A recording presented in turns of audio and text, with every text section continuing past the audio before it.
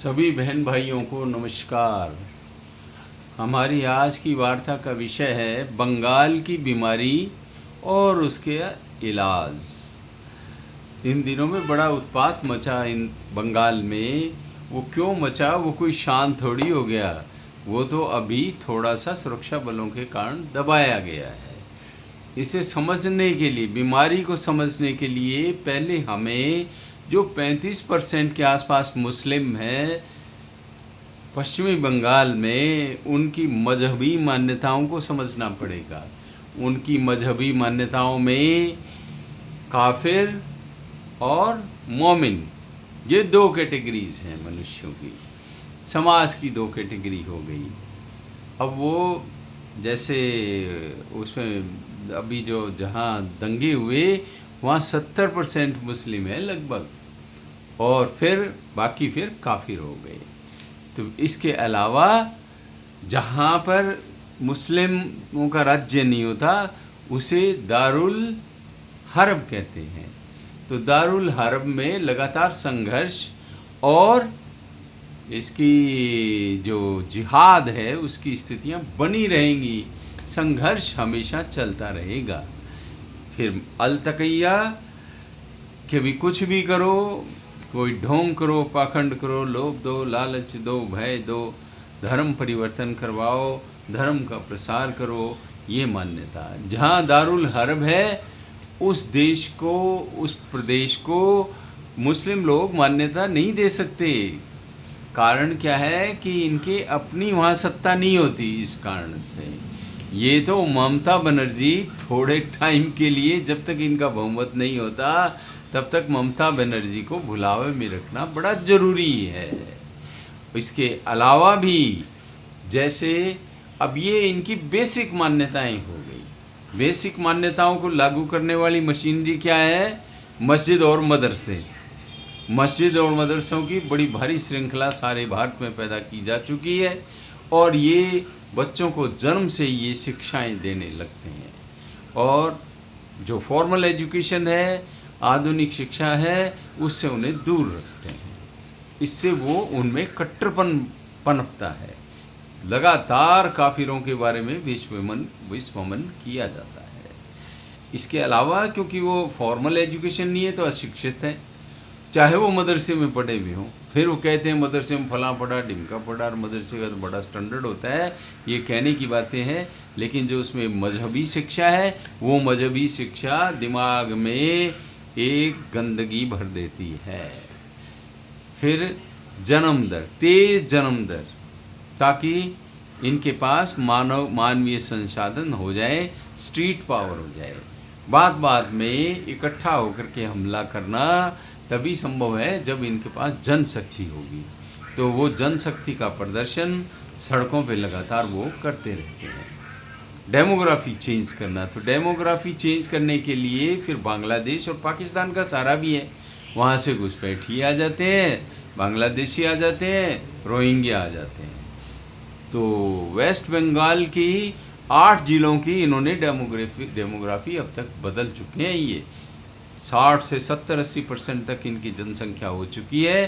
तो बाकियों के ना तो वहाँ कभी कोई जनप्रतिनिधि जीतेंगे, बल्कि जहाँ वहाँ जो गैर मुस्लिम है उनका गुजारा भी मुश्किल है, बल्कि उनको पलायन करना पड़ेगा, जैसा अभी हो रहा है। पलायन जैसे कश्मीर में हुआ, क्योंकि जो भी शांतिप्रिय व्यक्ति होगा वो जब उत्पात मचेगा तो वो जगह छोड़ देगा। इसको वैसे तो हिजरत भी कहते थे लोग, लेकिन हिजरत क्या, कब तक करोगे? क्या महासागर में कूदोगे, हिंद महासागर में कूदोगे? फिर ये वोट बैंक की तरह एक्ट करते हैं। 35% वोट इकट्ठे एक जगह गिरते हैं ममता बनर्जी को, और उसमें थोड़े बहुत हिंदू लोग भी हैं जो उनकी तरफ हो करके 50% से ऊपर हुए नहीं, और सरकार इनकी बन जाती है। तो ये वो परिस्थितियां हैं जो इसकी जड़ में है, और ये दूर हो नहीं सकती। भय का वातावरण है। टीएमसी के गुंडे, जिसके अंदर ये मुस्लिम जो गुंडे हैं, वो बाकायदा निशानदेही करके टारगेट बनाते हैं लोगों को, जिससे वोटर्स भी भयभीत रहते हैं।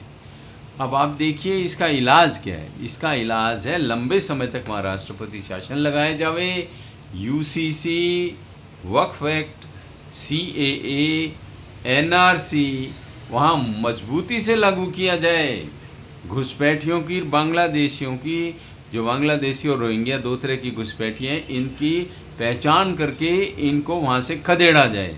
उन्होंने आधार कार्ड और अन्य आईडी वगैरह उन्होंने बनवा ली हैं, लेकिन उसकी जांच होगी तो पता लगेगा वो सही है ये या गलत है। इसके अलावा नॉर्थ ईस्ट में AFSPA जो आर्म्ड फोर्सेस को स्पेशल पावर्स दी जाती हैं, इसमें वो दी जावे राष्ट्रपति शासन के दौरान। और इसके अलावा भी जो टेररिस्ट एक्टिविटीज़ को रोकने के हमारे एक्ट हैं, कानून हैं, उनको लागू किया जावे। और जैसे UAPA वगैरह, और फिर इनको सख्त सज़ाएं दी जाएं, घुसपैठियों को निकाला जाए, सख्त सज़ाएं दी जाए। कहने वाले तो अभी भी कहते हैं कि मुर्शिदाबाद में जो अभी दंगे हुए, इसमें ISI का हाथ है।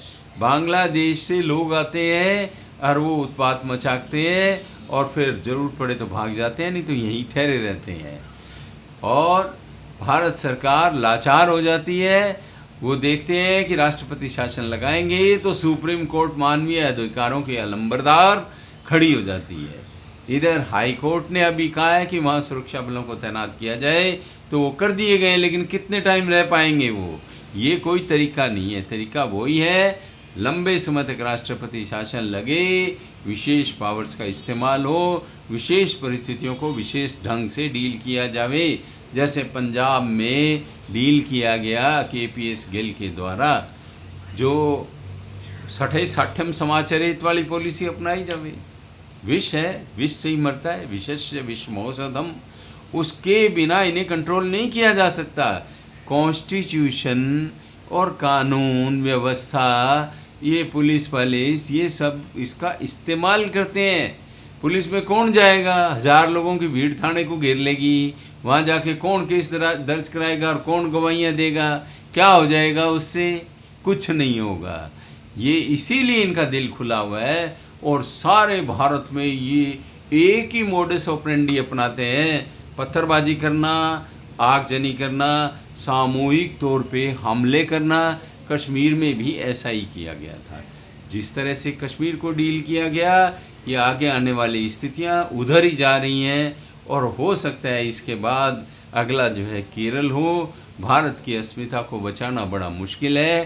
2.5 मोर्चे की बात कहते थे, लेकिन आजकल तो ये 3 मोर्चे हो चुके हैं, क्योंकि बांग्लादेश भी एक मोर्चा हो गया है। हो सकता है बांग्लादेश, पाकिस्तान, चाइना और एक अंदर वाला, हो सकता है 4 मोर्चे हों, 3.5 मोर्चे हों। तो उस पर भारत को तैयारी रखनी पड़ेगी और अपनी जो अस्तित्व है उसको बचाए रखने के लिए संघर्ष करना पड़ेगा। हमारे राष्ट्रवादी लोग तो ऐसे हैं जो वोट भी डालने में आलस करते हैं, या फिर छुट्टी हो तो ऐश परस्ती के लिए निकल जाते हैं। उन्हें राष्ट्रीय हितों से कोई ज़्यादा लेना देना नहीं होता, लेकिन जब उनके घरों में ये आग आएगी, ये स्थितियां घरों में पैदा हो जाएंगी, तब फिर किसके आगे जाके रोएंगे। इसलिए अपना कम से कम प्रजातांत्रिक अधिकार आम जनता इसको इस्तेमाल करे, वोट दे, मजबूत सरकार बनाए, राष्ट्रवादी सरकार बनाए। ये उनका दायित्व है, सुरक्षा बलों का अपना दायित्व है, सरकार का अपना दायित्व है। तो भाइयों और बहनों, आपने सुना, आपको पसंद आए तो लाइक, शेयर एंड सब्सक्राइब कर देना और कमेंट वगैरह भी कर देना, जो भी आप उचित समझें कि इसमें कोई बात जोड़ना घटाना चाहें तो।